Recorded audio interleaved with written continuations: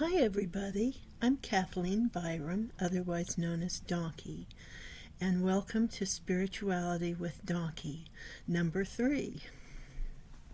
Today, I'd like to talk about ego. Now, this isn't going to be what you think it is.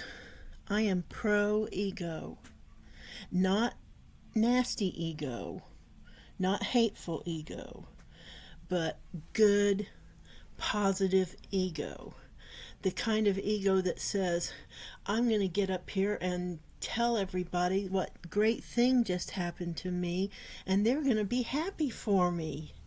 That's the kind of ego I like, and that I want to talk about. And I want to talk about bad ego too.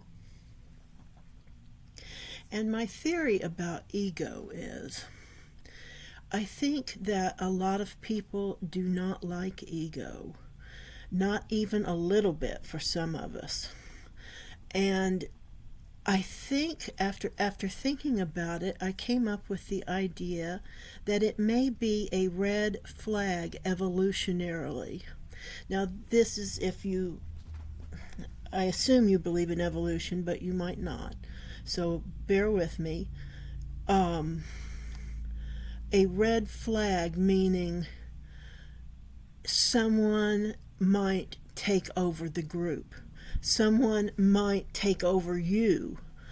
If they're too egotistical, they may try to take over. That is what I'm trying to say. Does that make any sense? If someone goes around bragging and boasting all the time and it makes everyone nervous and a little embarrassed, does it feel like that person might be trying to boss everyone around and take over the situation and run the show? That's kind of the impression that I got about it. Now, my mom taught me that ego is okay. Not purposely. She didn't mean to teach me that, but I watched her. And that's what kids do. They watch their parents and they repeat it. And that's what I did. My mother was very positive. She is a very loving. She's like 10 times as loving as I am. She is an angel. She's also strong. She's strong-willed and she is stubborn, but she listens to reason and she will reconsider things. She just was all the good stuff. The stuff that, you don't usually see someone who's really, really, really nice and good to you and everything also have a really strong ego. And she does. It's very healthy. It's not easily pricked.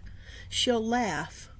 If you try to prick her ego, she'll probably laugh good-naturedly, but it won't hurt her. She's not easily hurt. She made me confident in myself. She made me have a good ego. She made me be a little bit naive in thinking everybody's going to be happy for me. And that's the way I feel. I want to tell you a little story about Mom. She was a realtor. And she got her license and she studied. She actually got an associate's in it. I don't think she had to do that, but she went ahead and got a degree in it, if that makes any sense, if I'm saying that right. And she was working at a school where she was being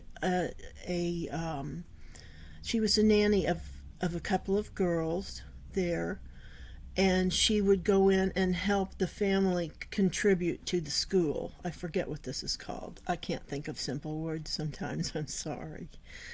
So she was working with this one lady, and she had told her in excitement, of course, and exuberance that was naive and not negative, just a happy bubbliness that came over her. And she told her friend that she was going to get that she had or was going to get her license or something like that. And the woman, oh, she said that she had gotten it. She said she had passed her test. She may have gotten everything right on that test. Now you think about that for a minute. This woman is not brilliant. She's hard working and studious. She's smart, but not brilliant. She worked her butt off. She always does. And I think she got all of them right. And she got her license. And the woman said, "You still can't get your license." And Mom was like, "Huh?" And so she thought about it.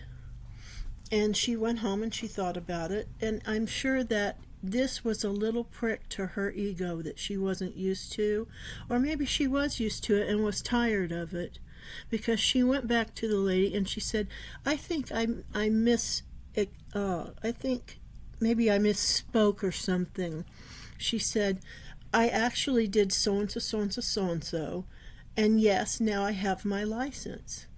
And the woman never spoke to her again. Now that's ego. That's the bad kind of ego. What my mother has is good ego.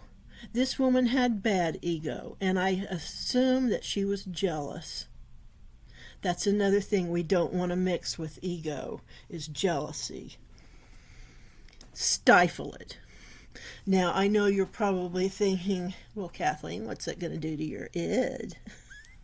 It's going to go straight down in the id, and nasty little tendrils are going to come up and do bad stuff. Stifle it and work on it. It can't be hidden if you're working on it, right? At least that makes sense to me. Admit it. Admit it. Tell the person you're jealous of them. They may be kind to you. Admit it because it's dangerous. You may laugh at that, but it's dangerous to have ick down in your id doing stuff that you don't understand.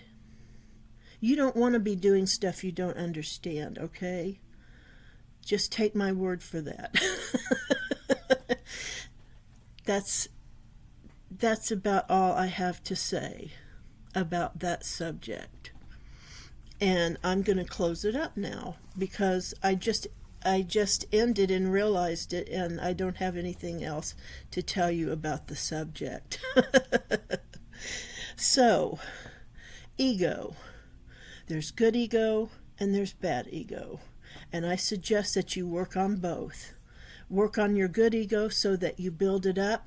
Be around people that will build up your ego by being kind to you about your wins, not people that will be jealous of you. And that's all I have to say about that. This has been Spirituality with Dawnkey, and I am the author of Conversations with Dawnkey, A Bipolar Journey. It's available at Amazon and Barnes & Noble and Walmart, all online. Thank you for listening, and I hope that you will have comments or thoughts that you want to share. And I always appreciate opposing thoughts if they're said kindly, and I would love to hear your thoughts. And please like and hit the like button. It only takes a second. And if you would consider it, I'd love it if you'd subscribe. Thank you so much for listening. Bye-bye.